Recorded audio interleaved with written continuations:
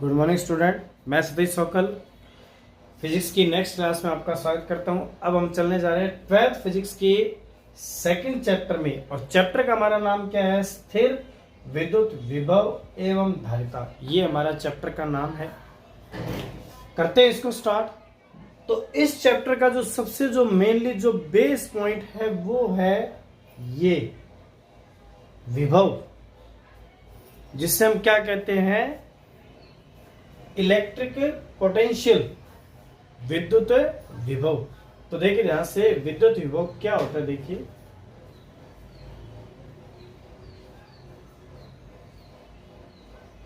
विभव क्या होता है?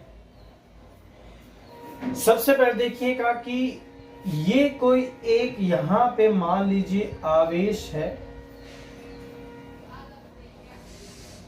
और इसने चारों ओर ये अपना एक विद्युत क्षेत्र बना रखा है। ये चारों ओर अपने क्या बना रखा है? एक विद्युत क्षेत्र। ये एक आवेश है, चारों ओर अपना एक विद्युत क्षेत्र बना रखा है। इस विद्युत क्षेत्र का अर्थ क्या है? विद्युत क्षेत्र का अर्थ ये है कि इसमें कोई भी आप अगर बाहरी कोई अलग से परीक्षण आवेश रखोगे तो वो क्या करेगा? एक बल का अनुभव करेगा। विद्युत क्षेत्र क्या होता है? किसी आवेश के चारों ओर का वह क्षेत्र जिसमें रखा कोई अन्य परीक्षण आवेश एक बल का अनुभव करे तो वो क्या कहलाता है? विद्युत क्षेत्र कहलाता है। ये है जी विद्युत क्षेत्र। अब आप क्या करना चाहते हैं कि मान लीजिए कि ये अगर यहाँ पे विद्युत क्षेत्र है तो यहां तक विद्युत क्षेत्र के अंदर तक किसी भी आवेश पे बल लगेगा। तो अगर आप इस विद्युत क्षेत्र से बाहर कोई आवेश रखते हैं तो उस पर किसी प्रकार का कोई बल नहीं लगेगा। और जहां पर जैसे ही कोई विद्युत क्षेत्र के बाहर का जो क्षेत्र होता है तो इस आवेश के लिए बाहर वाला जो क्षेत्र होता है वो अनंत का क्षेत्र कहलाता है। वो बाहर वाला क्षेत्र क्या कहलाता है? अनंत का क्षेत्र। तो ये जो है अनंत का क्षेत्र है या अनंत का बिंदु है, और ये हमारा परीक्षण आवेश यहां पर हमारा स्थित है। अब आपको क्या करना है? आपको एक काम दे दिया गया है। क्या काम दिया गया है? कि आपको विद्युत क्षेत्र के अंदर एक बिंदु P है। इस बिंदु P पर इस प्लस के Q नोट को यहां पर आपको लेके आना है। इस बिंदु P पर आपको इस प्लस के Q नोट को लेके आना है।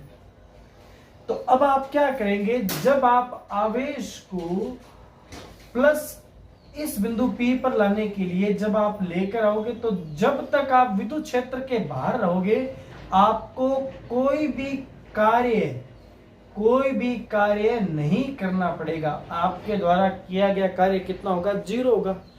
कार्य 0 क्यों हुआ? क्योंकि अनंत से विद्युत क्षेत्र की सीमा तक इस प्लस के Q नोट आवेश पर किसी प्रकार का कोई बल काम नहीं कर रहा है, और कोई बल काम नहीं कर रहा है तो आपको भी कोई कार्य नहीं करना पड़ेगा।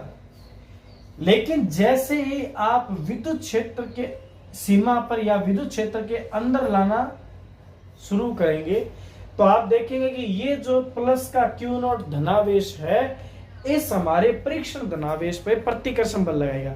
ये वाला इस पे क्या लगाएगा? प्रतिकर्षण बल। इसका मतलब ये जो प्लस का Q है उसे इस बिंदु पे आने से रोकेगा, विपरीत बल लगाएगा। तो अब आपको क्या करना पड़ेगा? उस विपरीत इसके प्रतिकर्षण बल के विरुद्ध, प्लस के Q के प्रतिकर्षण बल के विरुद्ध इस Q नोट को यहां से यहां तक लाने के लिए हमें क्या करना पड़ेगा? कार्य करना पड़ेगा। क्योंकि प्रतिकर्षण बल लग रहा है और इसे प्लस का Q नोट यहां तक आ चुका है, लेकिन लेके यहां तक आना है तो हमें उस प्रतिकर्षण बल के विरुद्ध क्या करना पड़ेगा? कार्य करना पड़ेगा। तो जितना आप कार्य करोगे वही बिंदु P पर विभव कहलाएगा। जितना कार्य किया जाता है वही क्या कहलाता है? विभव कहलाता है।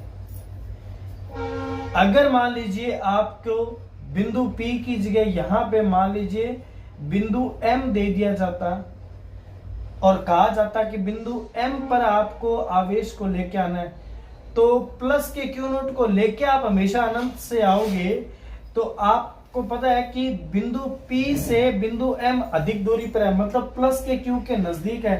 तो तो यहाँ पर प्रतिकर्षण बल F का मान क्या है, ज्यादा है, तो आपको Q0 को विद्युत क्षेत्र से यहां तक लाने में अधिक कार्य करना पड़ेगा, क्योंकि प्रतिकर्षण बल ज्यादा है इसलिए हमें कार्य भी अधिक करना पड़ेगा। और हमें कार्य अधिक करना पड़ेगा, बिंदु P पर कार्य अगर अधिक प्राप्त होगा तो बिंदु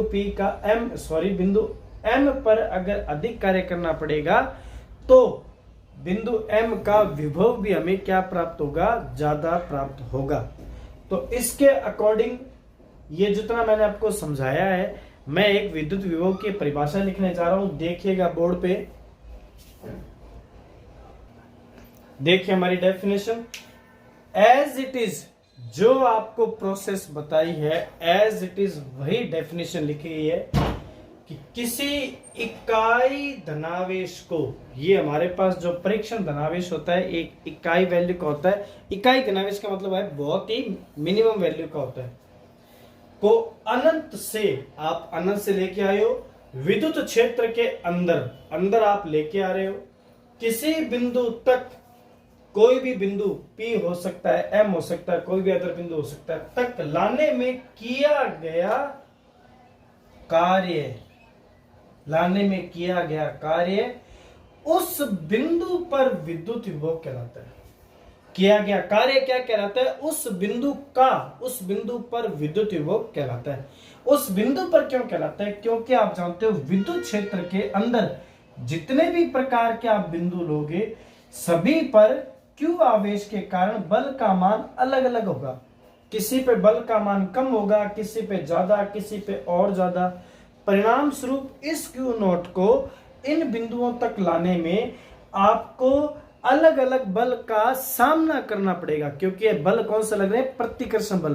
तो उन अलग अलग बलों के सामने, उनके विरुद्ध आपको लाने के लिए अलग अलग प्रकार के कार्य करना पड़ेंगे, और इसके अनुसार प्रत्येक बिंदु पर जब कार्य का मान अलग अलग होगा तो प्रत्येक बिंदु का विभव का मान भी अलग अलग होगा।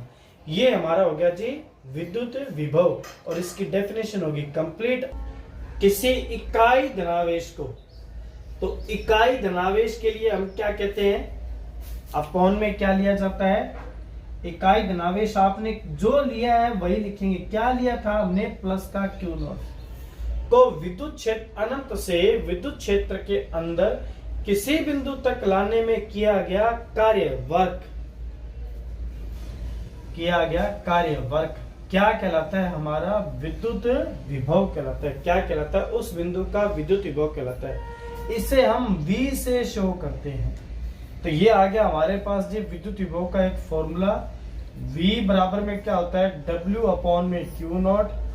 इसका जो SI जो मात्रक होता है, SI मात्रक, वो क्या होता है, जूल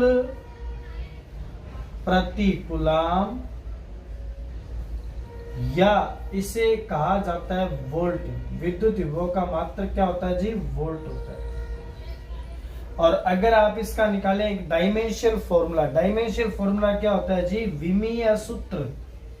तो अगर आप इसका विमीय सूत्र निकालते हैं तो आप जानते हैं कि वर्क का विमीय सूत्र क्या होता है, M1 L2 T-2 अपॉन आवेश का विमीय सूत्र A1 T1। तो आपके पास में क्या बन जाएगा, M1 L2 T-3 A-1। ये आपका होता है जी विमीय सूत्र। तो यहाँ पे हुआ विद्युत विभव का टॉपिक कंप्लीट। अगले वीडियो में देखेंगे विद्युत विभव के ऊपर नेक्स्ट क्या टॉपिक हमारा। मिलते हैं, थैंक यू।